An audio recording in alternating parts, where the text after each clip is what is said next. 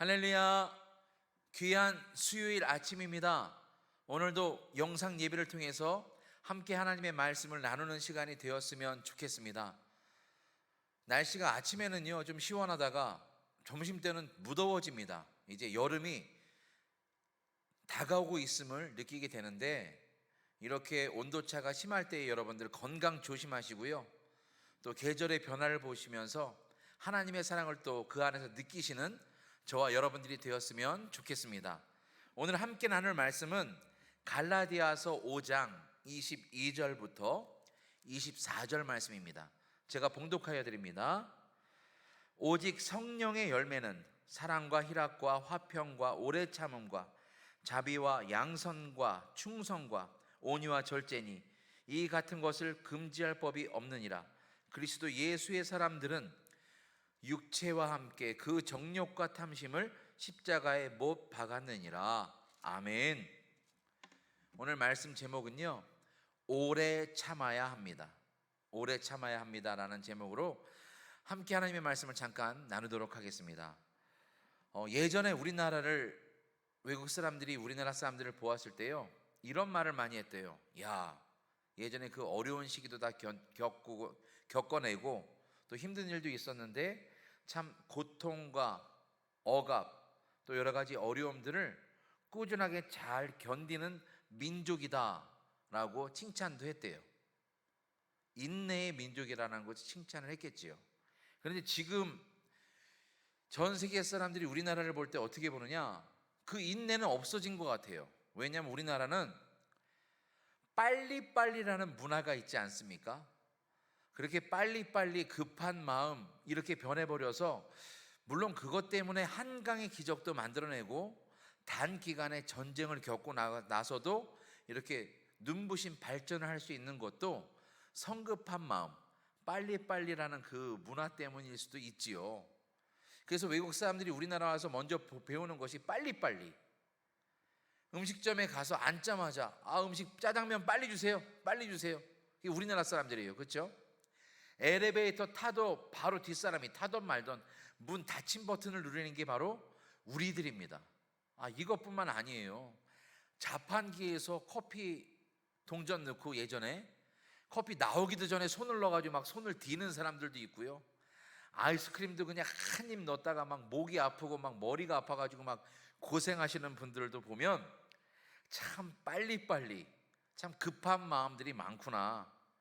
이 급한 것 때문에 많은 부작용이 있습니다. 그래서 저는요, 오늘 성경의 말씀에 나와 있는 대로 오래 참음이 필요하다는 말씀을 하고 싶어요. 오래 참음, 이 말은 다른 말로 말씀드리면 인내라는 뜻입니다. 목적지에 도달할 때까지 고통과 힘든 과정을 이겨내고 기다리는 것, 이것이 바로 오래 참음, 인내입니다.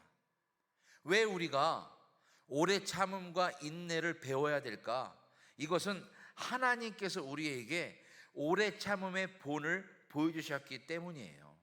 하나님께서 우리를 오래 참아주셨기 때문에 우리가 주의 자녀가 되고 주님이 원하시는 삶으로 살아갈 수 있는 것 아니겠습니까?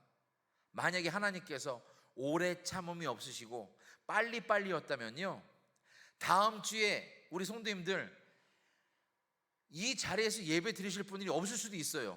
왜냐하면 참지 않으시는 하나님이 우리가 조그마한 잘못을 해도 너 안 되겠다, 넘어뜨리고, 너 안 되겠다, 교회 나오지 마, 너 안 되겠다, 내가 데려가야 되겠다, 이러면 이 자리에 나올 수 있는 분이 없을 수 있어요.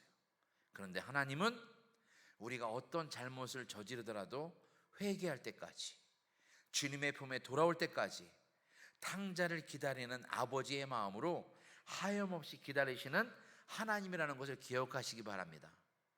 그래서 우리 하나님이 오래 참음을 보여주셨듯이 우리도 오래 참음과 인내가 우리 안에 있어야 돼요. 그래서 모세는요, 출애굽 광야에서 오래 참으시는 하나님을 경험한 후에 출애굽기 34장 6절에 여호와는 자비롭고 은혜롭고 노하기를 더디하고 인자와 진실이 많은 하나님이다라고 고백하는 장면이 나옵니다. 노하기를 더디한 하나님, 바로 오래 참으시는 하나님이에요.